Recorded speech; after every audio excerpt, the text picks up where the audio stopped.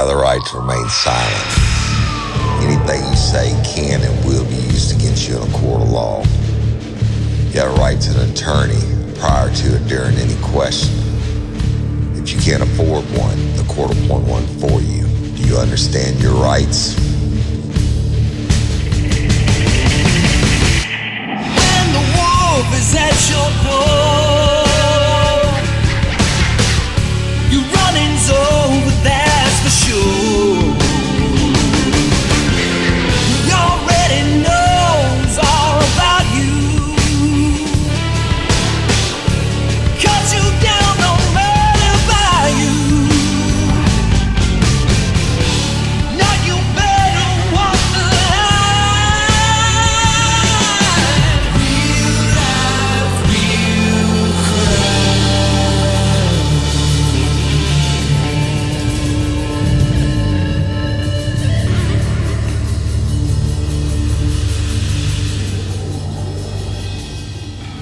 real Warning. This episode of Real Life, Real Crime, the podcast, may contain descriptions of acts of violence or that of a sexual nature and should be for people that are 18 years or older. Heed my warning, people. I do not get the facts of these cases off of the internet or from some television show. The facts I'm retelling you were presented to me by the victims of the crimes or the perpetrators who committed the crimes against the victims. My descriptions of the crime scenes, what I saw with my own two eyes. If you're going to get offended, please turn this podcast off now. Thank you. Hello, everybody, and welcome to this episode of Real Life, Real Crime, the podcast. As always, I'm your host, Woody Overton.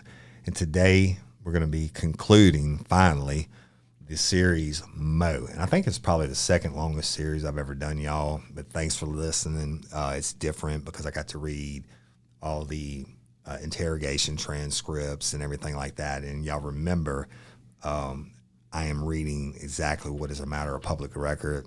If I say the N-word, it's what they've said. I don't believe in that word or anything else. Certainly not a racist or anything like that. But Patreon and Convict members, thank you so much, as always, for your continued support. I'm going to put up the whole case file and redact, faces and stuff on the murder photographs and things like that. But it will be put up on the Real Life, Real Crime Community app. That being said, we're going to get started on this conclusion. And today in the studio, I have with me a guy that I've known for over 22 years, maybe 23 years, and his name is Jasper Brock. So I'm going to introduce you to Jasper Brock, who I've known probably 22 or 23 years. How you doing, Jasper? Doing well. All right. Glad to be here. Thanks for coming. It's a real honor to have you. Y'all, Jasper is, in my mind, well, let me sum it up for you like this. If I get in trouble criminally, knock on wood, I'm calling Jasper Brock, okay? He's the top defense attorney that I know, criminal defense attorney. He's been doing it a long time. Jasper, how many years have you been practicing? I've been practicing since 1991 and doing 90% criminal since probably 95, 96. Right, and then where'd you go to law school? I went to Tulane Law School. Which is nationally very prestigious, right? So got out, and I've only known you to do criminal defense, and I've known you since I was in my uniform patrol days. Lots of times, even though we went up against each other a lot, but more than that, I used to make all my extra money. Back in those days, they didn't have any details, but I'd get 3 or 4 subpoenas a day for motion to suppress or probable cause or whatever. So I got to see you I got to watch you work a lot in the courtroom. Even if we weren't against each other, you were against other people. Always impressed the hell out of me. It's not an ass-kissing statement, y'all. I'm just telling you the truth. So Jasper came in today. Well, let's talk about this. Your practice is where? It's in Livingston, in the town of Livingston. Town of Livingston. And I got to go to your office last week on Friday. But but you practice, I mean, the Baton Rouge calls or Ascension Well, Parish? actually, You go no. every- I just stay pretty You much stay- out here. really, yeah. Livingston, Tangipahoa, St. Helena. Right. I used to go So- all over, and I've gotten to where You I guess thankfully I have enough business You're not to running- where I can just stay where Right, I am, right. and I don't have to. Because when you're in 10 different parishes, you're always conflicting, and you've Right. got a judge mad at you. Right, right. And I So you're not like running to the stay where roads? I know every judge and know every DA and know So- the lay of the land. That goes back to prove my point that you're at the point in your career you're so successful that you don't have to run everywhere anymore because you have enough business locally. We would say that the tri-parish area pretty much, right? So, but y'all way back when, I thought about it today. I should have looked it up. I can't remember what year that trial was, but I know I was already at the state police, so it was after 2007. The murder was in 2005, approximately a couple months before Katrina. I think it was in May, and Katrina happened in August. But we're talking, y'all. Okay, let me digress back to the series where we're at. You go catch up if you want to. We have Majori Chefney and Jarrell Marshall under arrest for the first-degree murder and armed robbery of Shun Alberts, and also Christopher Belazar for the attempted first-degree murder on Christopher Belazar because they shot him in the leg and armed robbed him. And you've heard all the witness statements and all the interrogations and everything else, including from Mo himself, Majori Chefney, and Jarrell Marshall. But at some point, Jasper, how did you come in contact with Mo? Okay. Well, for probably 20 years, I have been what's called a conflict attorney. So what happens is the public defender, in this case, you had two people arrested. Right. They're supposed to take the bad guy and then give you any peripheral guy. Never works out. He always gets stuck. So in this particular case, they took the other guy and they gave me Majori Chefney. So you got assigned Majori Chefney. Right. Otherwise, we call him Mo, right? That's what his street name was. Because he didn't have any money. Yeah. It's but so when was the first time you met him? I get on all these, I usually get back then it wasn't even an email. You just they drop the file on your desk. Now it's an email, but they drop a file on my desk and say, this is your case, and it's set to, go to court in so many days or so many weeks. So you immediately go to the jail and you go visit your client and say, hey, I'm your lawyer. All right, so you go to the jail, and now Mo was no stranger to jails, okay? And he'd been shot up numerous times and had a long and lengthy criminal history. But you go to Livingston Parish Jail. Yeah, the old jail. The old jail, and which is where I used to lock everybody up. And they buzz you in, and you go see him. What? Tell me what you. So you sit down. Well, first of all, Mo comes in, and the old jail was so bad. Like the new jail has a visitation room. The old jail's so bad. Sometimes they stick you in a classroom or wherever, or the nurse's station, or wherever. Yeah. And there's no security. I mean, if the guy wanted to kill you, you were dead.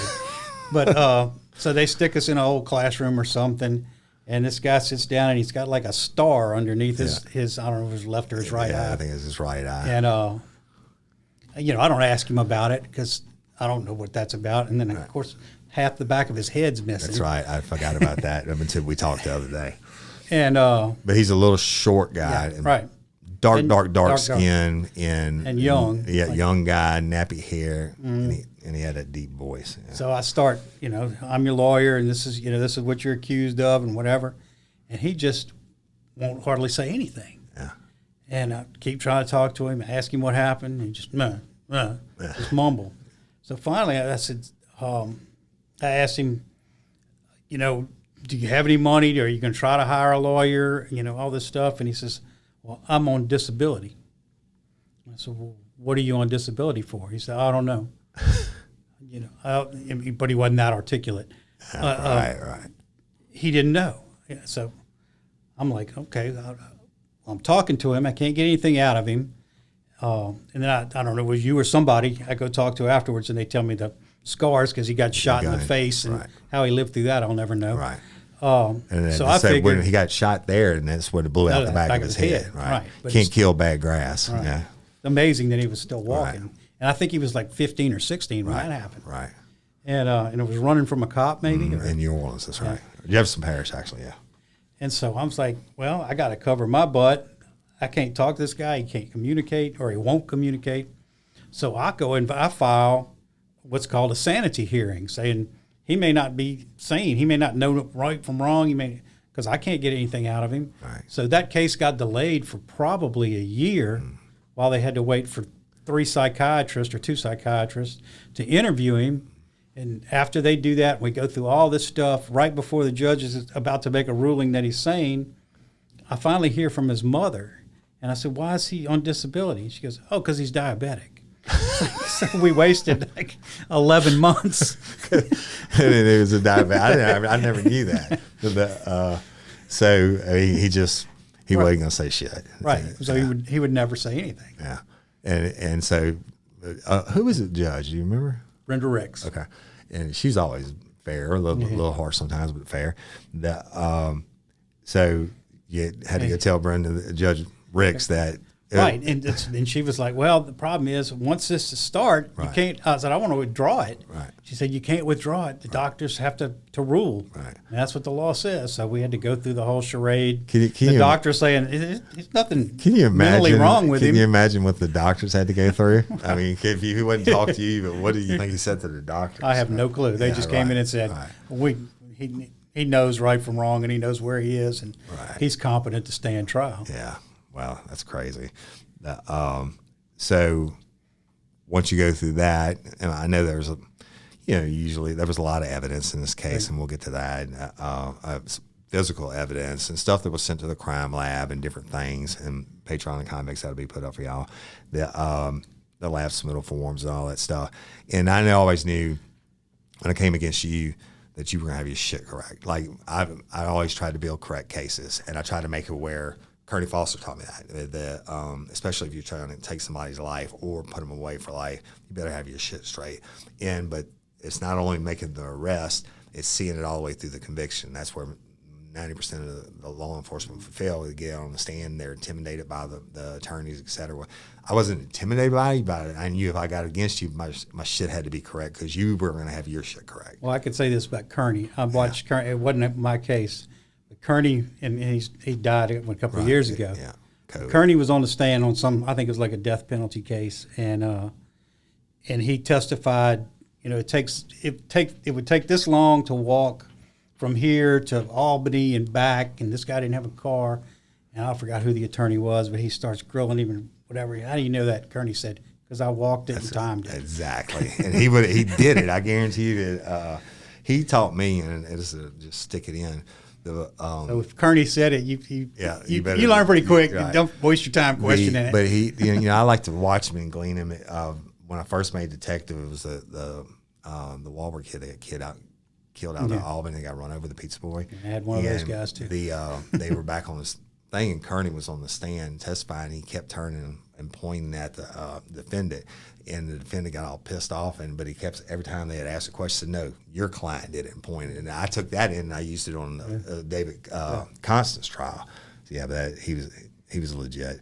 But so anyway, you had the reputation that, and naturally you still do. Back then, I would think that the only people that had more time in were 2 other attorneys I won't mention, and both of them have since been disbarred. One of them taught me criminal law in college, but now you're at the apex, and certainly you were on the rise back then. But we go to the trial. I know I had been at the state police for some time because I got a subpoena, and I came in. And instead of being sequestered, I think y'all agreed to let Brian Paul do all the, because he was the lead detective on the case, and even though I was in on interrogations, et cetera. And once I found out I didn't have to be sequestered, I got to sit in and watch. But so tell me and this is important for the listeners because they've never heard, especially from the defense attorney's point. So Monday comes trial date. Most people plea out. Then it comes to a certain point in time where these assholes got to go to trial, right? So what happens? Well, first of all, they make a priority list. Right. So there may be 10 people set for trial one week, and there's a priority list. This is who we want first all the way down. And I don't think he was number one. I think he was 2 or 3, and it just so happened that 1 and 2 pled. So it was not. It was kind of a shock that he was going. Right. So he went in a case like that. It was second-degree murder. Right. There's only one sentence you can get. It's life in prison. Right. Let me interrupt, because we always charge them with maximum, right? Because it was an armed robbery and it was a double shooting. So we charged them with the first degree, and they dropped it down to second degree. And no defense attorney is going to plead their client to life in prison. What's malpractice? You're going to trial. Yeah. Right? You're going got to no trial. choice. You're going to trial. So that, and y'all in the state of Louisiana, from you listeners around the world, life actually means life here. If you get sentenced to life, there's no probation, no parole, you're going to die in prison. It's a death sentence. So even though it was taken, basically the only difference between first degree and second degree is first degree, they took the death penalty off the table. And when you do that, then there's no plea bargaining from first down to second, saying I'll take life. Well, second degree, we're going to trial. They say take that shit to trial. So we'll go ahead. I'm sorry. So yeah, it's there's no plea bargain. It's life. So you got to go to trial. Right. You got nothing to lose. Right. He's got nothing to lose. Right. And so sitting there and go, all right, well, this is going to be a trial. And I remember vividly in this case because I tried him the week of my birthday, and my wife I didn't think I was going to trial. She had made reservations at Chris's or something for my birthday one night. And I come home on Monday and I said, no, I'm having a trial. Yeah. And I remember, and of course, my jury would never talk to you. Yeah. So I knew what the evidence was against him, but I didn't have any defense whatsoever. Right. I was sitting there while we were picking a jury thinking, what am I going to get up and tell these people? I got nothing. Right. Nothing. And so But let me say real quick, it's not because you didn't want it, because I know you're a bulldog. If you had something, you're going to tear some ass. But this guy was, go back to it, he won't say shit. Right. And you find out, I mean, he's on disability for diabetes. And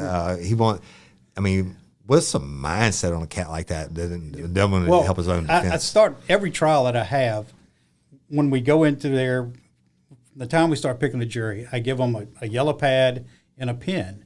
And when we're picking the jury or when we're questioning witnesses, I was like, if there's anything I need to know, write it down. Or if you just, for picking a jury, if you don't like the color of their hair, whatever, write it down, give me something. When I tell you that trial was a week long, there was not a mark on that piece of paper. On the yellow pad. And he never picked up the pen. He didn't doodle circles, nothing. The only thing I think he said during the whole trial was, I need a sandwich, because the diabetes was getting him, and we had to take a break so he could eat a sandwich. Yeah. So we pick a whole jury with no input from him, and I'm sitting there going, what am I going to do? And I was panicking. I was like, I don't know. I'm stuck here. Right. And so the prosecutor got up, and the prosecutor is a guy by the name Kurt Wall, who's an excellent prosecutor. He's a great guy. He was in Baton Rouge. He went to the Attorney General's office where he was head of the criminal division, and then change of administration, he came back to Livingston. And I think that was Kurt's first big murder trial when he came back to Livingston. He'd been doing it forever. Right. So, and it wasn't his case. He got it maybe a month before. Belonged to another prosecutor who'd moved to a different parish. And so Kurt gets up and he starts explaining to the jury what probable cause, reasonable doubt. Right. What reasonable doubt is. Do y'all understand what reasonable doubt is? Everybody says no. I still don't know what reasonable doubt is. But anyway, he says, well, I'll give you an example. He said, if I get a box and I show you the box, it's a solid box, I put a mouse in the box, and then I put a cat in the box, you hear all kind of noise and the box rattles around. Then I open the box and the cat's in there, but the mouse isn't. Well, it's pretty much beyond a reasonable doubt that the cat ate the mouse. Right. He said, so, because there's no holes. The mouse didn't escape. You saw it go in. Yeah, you saw it go in. You never saw it come out. You heard the commotion. The cat's got hairs coming out of his mouth. Right. The cat ate the mouse. And so I'm going, okay, there's something I can work with. Right. I'll just get up and tell these people, I'm going to show them the holes in the box. Right. So he goes through all that. So he does his opening argument. And I still got nothing. I get up and I said, there's all kind of holes in this box. There's holes, there's motive holes, and there's, where's the gun or whatever. These are holes in the box. basically throwing anything I Right. could up against the wall to stick. And then we'd get into the trial, and then everything changes. Right. So after y'all's opening arguments, I know you can't remember who was called first and all that. I have no idea. But certainly the crime lab would have been called at some point or whatever. But I know I was there when Brian was called. Well, Brian came before the crime lab. I know that for a fact. Right. And that's Brian Smith, y'all. And he's now the chief criminal deputy for Livingston Parish Sheriff's Office, my old partner that you heard about in this series and on a bunch of other ones. So Brian gets in, and Kurt would have got him up there. Who are you? What's your name? Who do you work for? How long have you been here? And how did you become involved in this case? Right. And I think he was probably the first witness. Yes.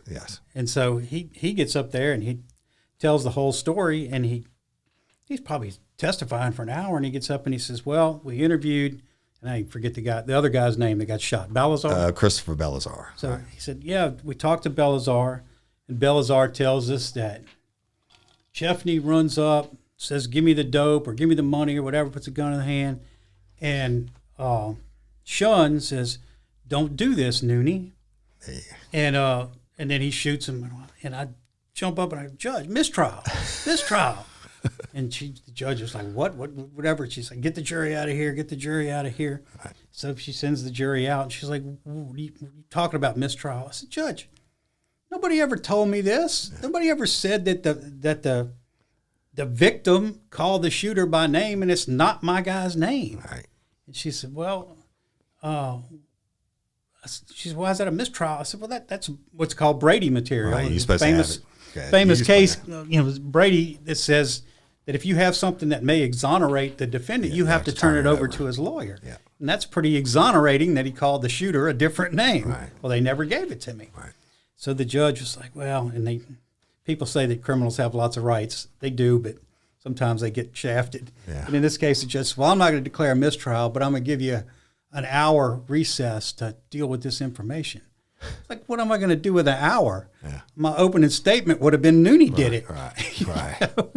So anyway, we come back in, and I asked Brian, I said, so he called the guy by name? Yeah, it wasn't my client's names? Yeah. So then we get through him, and then they move on to the crime lab.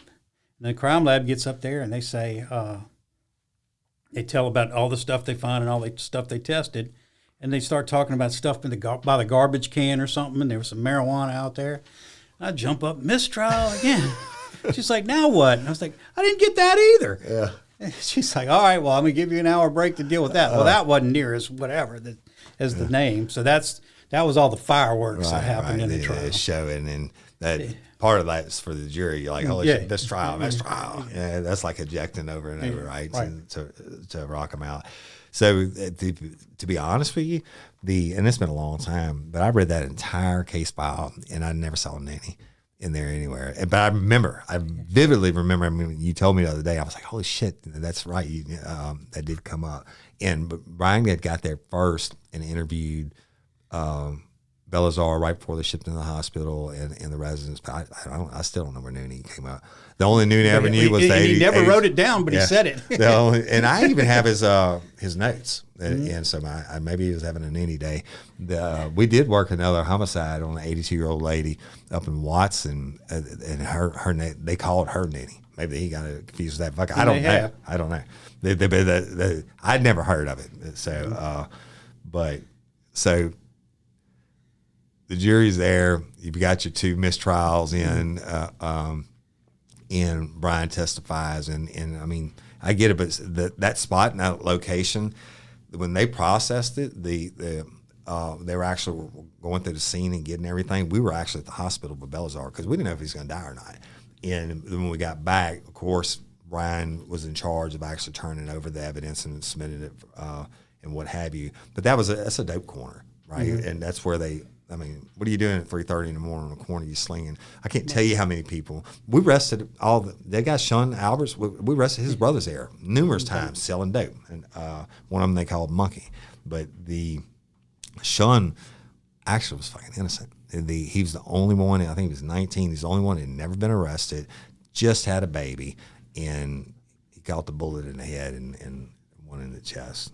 And then Chefney, had got sent there by his aunt, or no, his mama, to live with his aunt because she afraid That's he right. was going to get either He was killed already or in trouble go to in New Orleans. prison in New Orleans, which he managed to do here. So when we got the warrants for him and we sent it to NOPD, most of the time NOPD, that stands for no other police departments. They don't give a fuck about your warrants. They were like, fuck that. We know this cat. We want him off the street. And that for them to go say somebody's bad, that means they're really bad. They didn't want him back in New Orleans. So he ran back to New Orleans after this, after he knew we were on to him, which was crazy.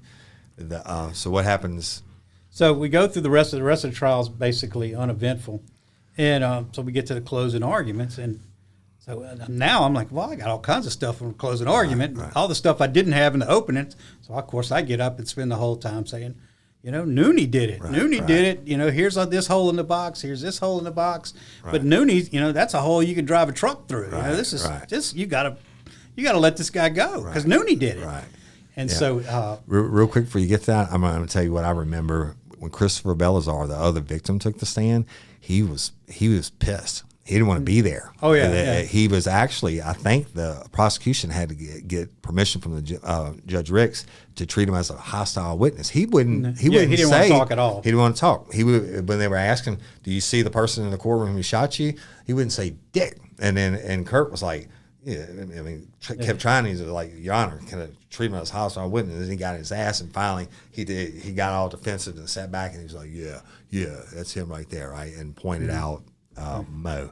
And Jarrell Marshall had already pled out to, I think, like 50 years or something stupid like that before this trial. And then the witnesses, I mean, it was a really good case as far as that, if you believe in eyewitness testimony, the people that they were with and them coming back to the vehicle and Jarrell saying, Mo just shot him, Mo getting into, if you'll tell anybody, I'm going to kill you. He threatened all that. And they were afraid of him. Yeah. And he slept with we're going to y'all's house to spend the night. And he slept with the gun under his pillow and all that. But, I mean, it is what it is. And they came forward and all that. But I'm sorry, but let's get close. But that's okay. So, yes. So, anyway, like I said, before the trial started, I was sitting there going, I got nothing. They got a ton of evidence.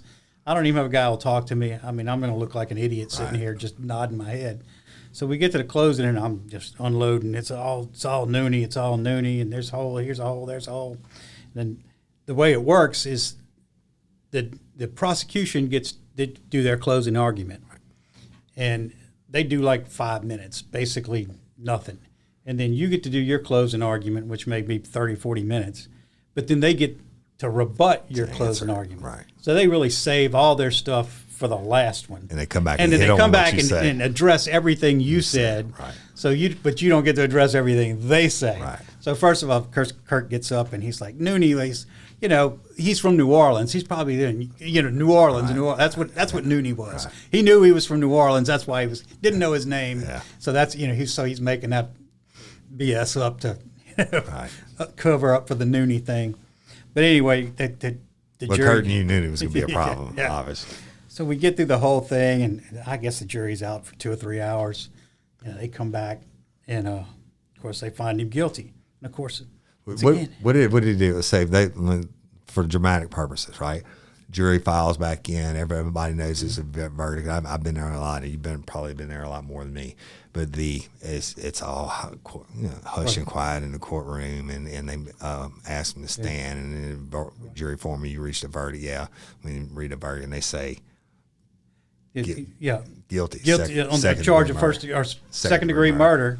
With the jury finding the defendant guilty, right. And I mean, once again, no reaction, not just stone cold. He couldn't give. I had more of a reaction right, than he did. Right. He's just sitting there, and I'm looking at him. Yeah, he doesn't say anything. It's crazy. And so, and of course, the bailiffs, they love it. Right. As soon as they say guilty, they don't waste. There's not 10 seconds. As soon as they hear guilty, they jump behind, put the handcuffs on them. Like he was handcuffed and brought in there to start with. Before then, as long as the defendant's before the jury, they're in street clothes, no handcuffs. They bring them in. Handcuffed, then I'll unhandcuff them. They'll bring the jury in. I think now they have some kind of shock belt or some shit for people that. I've never seen it. Now in the old courthouse in the big courtroom, they had a eye hook under the table so they could shackle them to the eye hook. Yeah. But that wasn't the case in this because we tried it upstairs and Right. they didn't do that. Yeah, it was in a small courtroom upstairs. I remember that. Not when you go upstairs, not the one to the left, but the one across the hall, close to where the detectives were. But so you're right, and I've never told that on the podcast. So every trial, especially these murder trials, they swamp donkey is what I call it. They jump them and just some of them they have to take to the floor, but some of them go, Oh, well, like agree. this recent, I didn't have anything to do with it, but the Melanie Curtin, I mean, she was screaming and hollering. They just basically, shackled her all over and carried her out. Yeah, they did. They made. Sometimes they have to make them get a little real estate. I call it stretch them to the ground professionally. But of course, in this thing, I mean, as soon as guilty got out of their mouths, I'm still reacting, and they've already got him handcuffed and shackled, and they both of them got him by his shoulder, and somebody else has got him, ready to grab him around the neck. Yeah. But he didn't do anything. He just stood there like he had been the whole time. The whole time, just dead weight, right? So they take him out, and naturally, it's a formality after that, the sentencing. Or you're telling me, did you talk to the jury members or anything? Yeah. So what happens is they give the verdict, and then I think in that case they pretty much hauled him out immediately. Sometimes they let him stay there. If it's not a murder, usually they haul him out. But then the judge will ask you if you want to poll the jury. Right. And Can you what that explain means, that? Yeah. What that means is they go through and each juror, they say, juror number 27, is that your verdict? And they say, yes. Is that your verdict? Yes. Is that your verdict? And so to show that you have back then you could have had 10 out too. of 12, right. But I think that one was a unanimous jury. But so you can ask to poll the jury. Right. Sometimes you're curious. Right. Did they all vote that way? Right. But now, of course, they all have to. But you still poll the jury and make them say, yeah, that's the way I voted. Right. And y'all, that go back to the Jessica Chambers trial I did on Scorched Justice, and they go to poll the jury, and the jury is like, one jury member's like, no, that wasn't my vote. I mean, and then they had to do a mistrial and everything else. But so they've changed it. What Jasper's talking about, it used to be you only had to have 10 out of 12 for the conviction, which I think is pretty fair. But now it's even harder for the prosecution, which I don't think is unfair, because I believe if you're taking somebody's life. Well, we were one of only 2 states that didn't require all 12. Right. So this off topic a little bit, but is it only Louisiana that's on the Napoleonic Code of Law? But it has nothing to do with the criminal code. Yeah. Okay. All right. So so all 12 out of 12 in. So they poll the jury, and then basically the judge excuses them.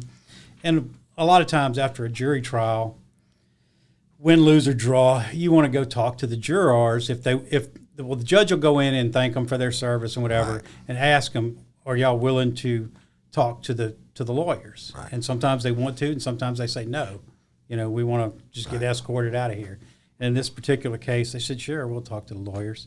And even, especially when you lose, I want to go in there and say, hey, professional development. What did I do wrong? What did you not like about me or my case? Or what did you make your decision based on? Because you learn really crazy stuff. Right. I tried a case. Not all attorneys do that. Only the attorneys that care. There's a lot of attorneys that would have had Mo and been like, fuck it, I'm riding out, right? Because I tried one in Baton Rouge years and years ago, and we go ask the jury, and they found him guilty. We said, well, why did you find him guilty? And they said, well, he said, that dog was on the other side of the fence barking, and then when they showed the pictures, there was no fence. And I'm like, that was what you based your guilt on? And they said, yeah. I said, those pictures were 3 years after the fact, and the fence had been taken down. But there was a fence there at the time. Mm-hmm. Oh, if we'd have known that, we might not have voted that way. Right. Well, there you go. And then you file out and wait for it. They say they ruined it for the next jury with a fence in the picture, right? You make sure that was there. So what they say. So anyway, this jury says, yeah, we'll talk to the lawyers. And so Kurt walked in first, and I walked in right behind him. The jury foreman was sitting there like he was in his, living room. And he sits back like this. Stressed out. He points at Kirk, and he points at me. He said, he shot your box full of holes. And I went, what? Why did you and he find goes, him it guilty? was full of holes. I said, well, do you remember what we said? If the box has holes, you got to find him not guilty. He goes, yeah, but we figured he probably did it anyway. We weren't going to let him go. All right, thanks a lot. And that's crazy, right? So he goes, but it wasn't your fault. I said, okay, well, that's all I can ask for. I mean, hell, you pulled a rabbit out of the hat anyway to get that much out of them. But that's why I always say DAs love to say they have a 98% conviction rate, and they plead most of the cases out. But rightfully so, because cases like this, even like this, where it seems so clear cut, you never know what the fuck a jury's going to do. No. And that's the one thing, or sometimes even a judge, but especially the jury, you just never know. And people don't realize that if there's 10,000 cases, and there's probably more than that, right, in Livingston Parish this year, and there's probably more than 10,000, right, I'll bet there'll only be 15 trials. Exactly. Maybe it's 20. Not a lot. I mean, what is that? Less than 1/10 of 1%? Yeah. Because you don't go to trial. If the state doesn't have a good case, they're going to plea bargain it. Absolutely. And if you're going to lose, you're going to take the plea bargain. Right. So there's very few cases go to trial. All the murders were, right, or if it's something where the DA is saying maximum possible sentence, right, that's the only thing we're going to do, then you go to trial when you have no choice. There's very few trials where you're going, I think I'm going to win this because he didn't do it. Right. That's once every 4 or 5 years. That's not most of the time. I'm going in there try to do what I can do. Right. Maybe get a lesser included offense or something. Right. And unfortunately, in most of these cases like this, especially the murders, et or cetera. You have a stupid client. Oh yeah. You've told over and over. If you go to trial, you're going to get hammered. Yeah. How many times has that happened in your career? Right. At least 5. But some of those people are so full of themselves. They want to go no matter what. And they want their story heard. And some of them, it's the profile shows, the almost as important for them to commit the crime as they want to have their day in court. I had a sex case, the worst case I ever handled. That guy, he got offered 8 years and ended up with like 150. Yeah, but he wanted the jury to hear all the stuff he'd done to this little girl. Because he was proud of it. Let's do that one on an episode of Real Life, Real Crime. Deal. That's crazy, man. And so Mo, anybody gets sentenced to life, and I think there's very few exceptions in the state of Louisiana, they get sent to Angola. Angola being Louisiana State Penitentiary, and y'all, our new podcast, Bloody Angola. Jim Chapman, my producer, and I is dropping on July 21st. Check it out. It's going to be awesome. They get sent to Angola if you get 80 years or more. I think they used to do it as low as 50 years. But so Mo gets shipped to Angola. And from what I understand, somebody told me, and I haven't confirmed it yet, but I have some COs up there that are friends of mine that tell me different people, like Constance and Lewis and what they're saying and all this stuff, because they don't want to go in and say they're baby rapers or baby killers or whatever. But they said Mo went up there and showed his ass and caught a shank and got killed. Yeah. So by another inmate. Wouldn't shock me. I'm sure he thought he could go in there and run the show. Yeah, when you go, the difference is like Angola, when let's say approximately 5,500 inmates, over 5,000 of them have life sentences, right? The rest of them have over 80 years plus. A lot of young guys like Mo, and the other one I did, Kendrick Mateer, they did all the armed robberies and stuff, and he got it sentenced to 80 years, and he got shanked up there and is paralyzed from like the neck down. But they go in. There's a difference between a convict and an inmate. An inmate is the ones that go in, they buck up all the time. That's what they call it. They start problems with staff and do whatever. The convicts, they wouldn't do their time. They said, do your time, don't let your time do you, right? And so a convict, like when you go to search their box, that's their house. If they know it's got to be searched. Sometimes you just go in there and start tearing shit up, they might buck up on you. But an inmate, they don't care about getting put in admin seg or the hole or whatever. A convict just wants to do the best time they can do. When I heard about Mo went up there, showed a little New Orleans in him, and somebody got sent to Camp J right away. Yeah, well, he didn't even make it to Camp J. A convict, he disrespected a convict. Somebody who was down there, like, this person evidently showed Mo disrespect him, however it was, and this person didn't even say they were going to do it because they were a convict, and anyway, supposedly Mo got Angola justice, bloody Angola justice, and died kind of how he lived. Now, I can't verify that, y'all, but I'm pretty sure it's true. And he probably would have been before he was Yeah, 30 or 35 for sure. He had no respect for human life. You saw the crime scene photos. He shot Sean right in the face, and then again in the chest, and then he would have killed Belazar if the gun hadn't jammed. Right. That piece of shit Tech 9. He shot him, and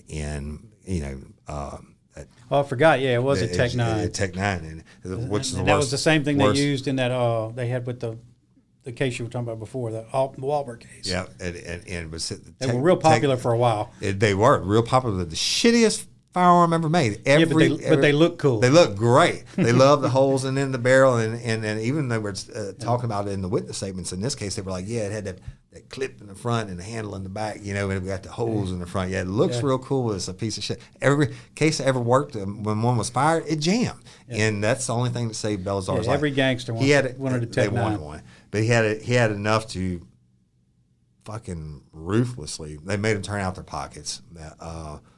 Killed Sean. Belazar used the old defense known to man, turns around and hauls ass and catches one in the back of the leg, and then the gun jams. And he got in the Sandra Island's house and got away.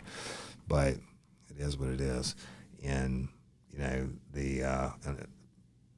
unfortunate for Sean Albert and his family, I guess his kids probably now are adults and everything else, and the one that was I don't even remember what year that was tried. It was like 2011, 2010. Yeah, it was. I went to state police in 2007, and it was after that, so I'm at least 2009 probably or something.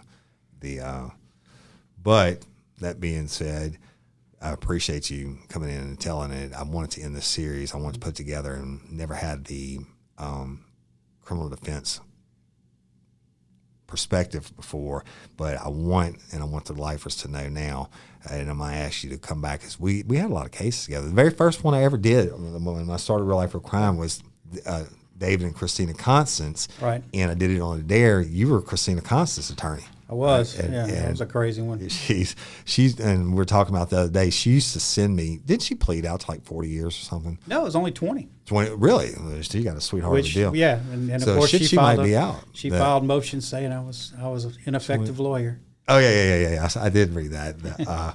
But she was, she was kind of off a rocker.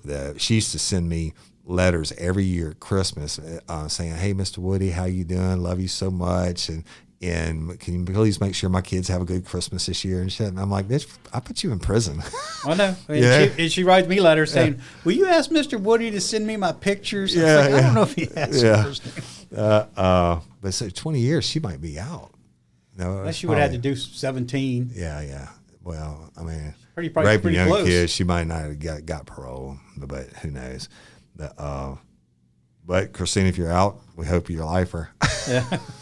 But I heard the other day, I got some confirmation. The victims in that case, and I won't say whose kids they were. One of them's married now, and has a great job and has kids. The other one is in Southeastern in school and stuff. So that's kind of Double Clutch is in Angola. Double Clutch is telling everybody in Angola his wife framed him. Yeah. And that's the only reason he hadn't called her saying. Now, he's not stupid. He wasn't formally educated, but that preferential pedophile, he's super intelligent. That's how he got away with it for almost 40 years. Christina was actually one of his first victims. Well, she was not. Yeah, she wasn't all there. No, she wasn't the sharpest tool in the shed by any means. And but he did offend against her. He was actually dating Christina's older sister and offended against Christina when she was like 12 or 13. They ran away together. That's the only arrest he had on his record, was him being found in a hotel room with Christina when she was a juvenile, and they got it dropped and they got married or whatever. But anyway, look forward to the case in the future. I want to do the case you were just talking about, and y'all, we're going to go back to the old hardcore, and I'm going to give the extra warnings ahead of time before Jasper comes back on that one, because it's a real son of a bitch, right? And if you think Double Clutch done was bad, a lot of cases, and some bad ones. I had the guy who cut the baby out of his wife's stomach. Yeah. I did the episode on that. I've done some death penalty cases, but that is the worst individual I sat next to at a table. Yeah, and we're going to make it all worse, he'd never shower and he stunk. Oh, really? I didn't know that. So we're going to dig into that one. I look forward to many more episodes with you in the future. And y'all, these are not, unfortunately, these people aren't Sunday school goers and church goers and shit. These are nasty things and they're hard things to hear, but it is Real Life, Real Crime, the podcast, and that's how we lay it out for you.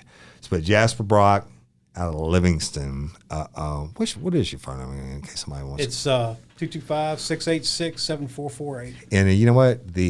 I've got an Instagram and Facebook, and I'm sure. Tell them what it is. Sure, I don't even know. I'm sure Jim probably knows it because. Yeah, I didn't used to know what most of mine is, like my Twitter and all that. I don't even know what it is. But if you need something in the Tri-Parish area, if I need something, I hope if I was out of the Tri-Parish area, you'd come help me out, right? But Jasper Brock's what I'm calling, and y'all get to hear more and more of them in the future. But best criminal defense attorney in Livingston Parish, hands down. I appreciate you coming, brother. Well, thanks for having me. I enjoyed it. So good to see you. Hey, you're looking good, man. You hadn't aged much. Shoot, you got skinnier and I got fatter. 20 some years is a long time, right? But anyway, thank you and I appreciate you. All right, y'all. With that, I'm gonna conclude the series. Mo. Again, Patreon convicts, thank you so much for your subscriptions, and I'm gonna put up another bonus episode this month. And if you can't be a patron member or convict, I totally get it. Thank you all for liking and sharing. And if you get a chance, go leave a review. And it's so important. I need to say this because there'll only be one more week afterwards, and I don't want to beat a dead horse, but it's very, very important to Real Life, Real Crime, myself personally, and to Jim Chapman. Let's talk about the podcast awards again for 1 second. The 2022 People's Choice podcast nominees are out in Real Life, Real Crime, and I have made it for. Let me tell you how to get it. Go to www.podcastawards.com, and then you'll have to put in an email and a password, and then they are going to email you, and you have to verify that the email is correct, and that stops people from getting people to do all these robots and bullshit. So I'm down with that. I like it. But, I've won this twice in the past, once for drama and storytelling and once for the best male host in the world, and I appreciate y'all doing it. But go enter your email, enter your password, verify your email, and then it'll send you straight to the page where you vote. You go on that page at the top, it has just a spot for most influential podcaster. If you don't mind, put in Woody Overton, Real Life, Real Crime. That's open to anyone, right? And then the Adam Curry's People's Choice Podcast of the Year Award, that's the Big Enchilada, which I've been nominated for every time. I made the finalists last year for it and didn't win it, but we're against the biggest shows in the world. But scroll down and you'll see all the podcasts and all the big shows on there. Click Real Life, Real Crime. The next one is Best Male Host in the World of a Podcast. We won that last year, thanks to y'all. And not the biggest show in the world, but I have lifers, and I love y'all, and you rocked it, and you've been rocking it, and I appreciate it. But Best Male Host, scroll down, hit Real Life, Real Crime. The next one I would ask you to do is under Business Podcasts.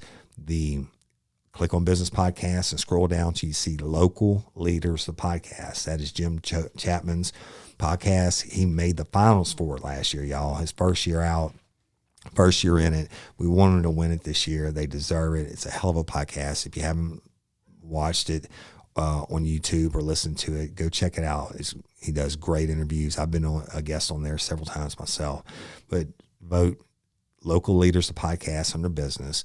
Then you go down to True Crime and click on that. Scroll down to Real Life, Real Crime. We've been nominated again. And click on that. And then the last one being Drama and Storytelling. Click on it, Real Life, Real Crime. And what will happen is on July 31, the voting will end, the public voting will end. And now when you sign up, they have a spot that says, are you a listener, a podcaster, or both? Check whichever you are. And underneath that, it says, would you be interested in participating as a final judge? Click it. Last year, so many lifers got selected to be the final judge, including my wife. So I know I got that vote. But so y'all click that, and after July 31st, they're going to come back, and the top 10 in each category will make the finals. And we're hoping to make it that far. If we do, it'd be great. If we don't, I thank y'all for trying.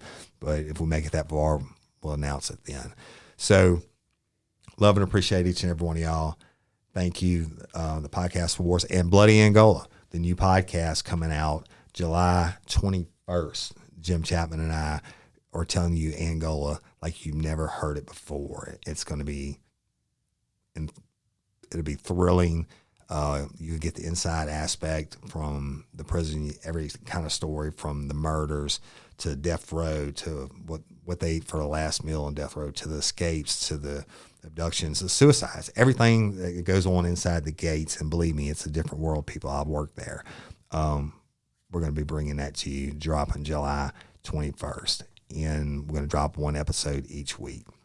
So that being said, LOPA, Louisiana Organ Procurement Agency, you know it's my jam. If you are a lifer from, give me a country, anywhere in the world.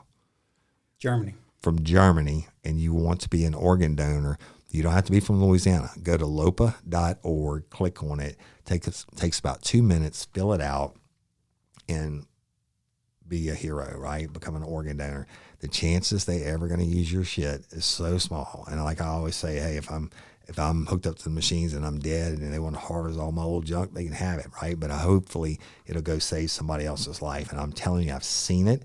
I've seen it so many times, and one day I'll keep saying this, but one day I'll have Lori Steele on, and we'll talk about people who are alive today. Like y'all heard Captain Duvall's mama lived for an extra 5 years because she received a double lung transplant. I could tell you so many cases like that. But they do more than just the transplants. They do studies and all that. So Louisiana Organ Procurement Agency, be a hero. Give the gift of life or sight and all that other good stuff, lopa.org. And I'm Woody Overton, your host of Real Life, Real Crime, the podcast. Until next time or ever, don't let me catch you down on Murder Bayou. Peace. Real Life, Real Crime is a true crime podcast brought to you by your host, Woody Overton, executive producer, Jim Chapman with Envision Podcast Studios. Your music is provided by Chase Tyler and the Chase Tyler Band. Follow me on Instagram at Real Life Real Crime or at Overton Woody. Check out our numerous social media pages. Also, go to the App Store and download our free Real Life Real Crime community app, which contains all things real life, real crime, and true crime, and uncensored and run by me. Wherever you listen to a podcast, go like, subscribe, and review to Real Life, Real Crime or my other podcast, Scorched Justice. Thank you.